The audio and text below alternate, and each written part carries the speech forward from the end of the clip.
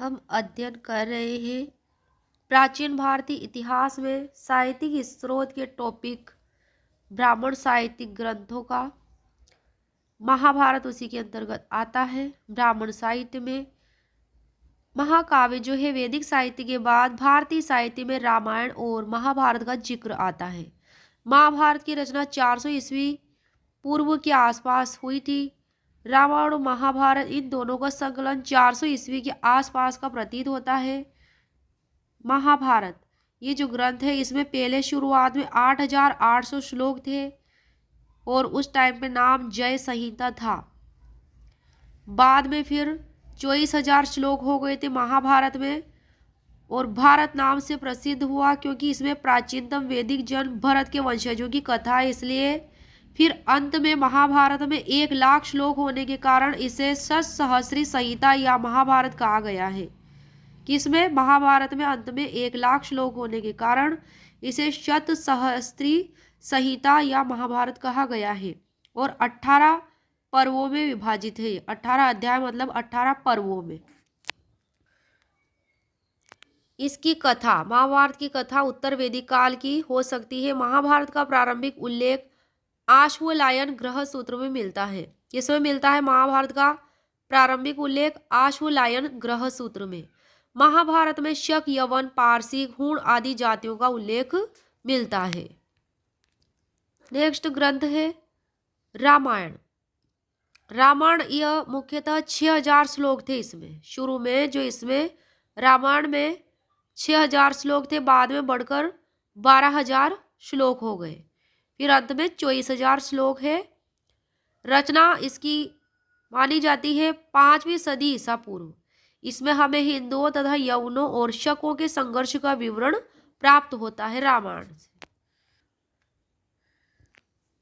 Next है पुराण के बारे में। भारतीय ऐतिहासिक कथाओं का सबसे अच्छा क्रमबद्ध विवरण पुराणों में मिलता है। किसमें मिलता है? भारतीय ऐतिहासिक कथाओं का सबसे अच्छा क्रमबद्ध विवरण पुराणों में। रचयिता कौन माने गए हैं? लोमहर्ष और उनके पुत्र उग्रश्रवा। किसके रचयिता माने गए हैं? पुराण के रचयिता लोमहर्ष और लोमहर्ष के पुत्र उग्रश्रवा। पुराण की संख्या 18 है। अधिकांश पुराणों की रचना 3री और 4थी शताब्दी में हुई थी। अमरकोश में पुराणों के 5 विषय बताए गए हैं। जो ग्रंथ है अमरकोश उसमें पुराणों की 5 विषय बताए गए हैं। मार्कंडेय पुराण, ब्रह्मांड पुराण, वायु पुराण, विष्णु पुराण, भागवत पुराण और मत्स्य पुराण संभवतः सबसे प्राचीन पुराण है और शेष जो पुराण है वे बाद की रचनाएं हैं। मत्स्य पुराण, वायु पुराण और विष्णु पुराण में प्राचीन राजवंश का विवरण है। मत्स्य पुराण सबसे प्राचीन और प्रामाणिक है। महाभारत युद्ध के बाद जिन राजवंशों ने ईस्वी की 6ठी शताब्दी तक राज किया उनके विषय में जानकारी प्राप्त करने का एकमात्र साधन पुराण है। मौर्य वंश के लिए जानकारी प्राप्त करने का स्रोत है विष्णु पुराण। आंध्र सातवाहन वंश तथा शुंग वंश की जानकारी के लिए है मत्स्य पुराण। गुप्त वंश के लिए है वायु पुराण का विशेष महत्व है। गुप्त वंश की जानकारी के लिए पुराण अपने वर्तमान रूप में संभवतः ईसा की 3री और 4थी शताब्दी गुप्त काल में लिखे गए थे। कब लिखे गए थे? वर्तमान रूप में ये पुराण ये लिखे गए थे 3री और 4थी शताब्दी गुप्त काल में।